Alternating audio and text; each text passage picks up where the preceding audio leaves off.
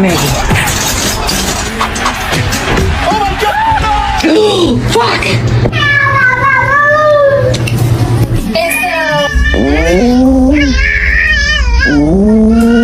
You are my sunshine, my only sunshine. What have you done, lady?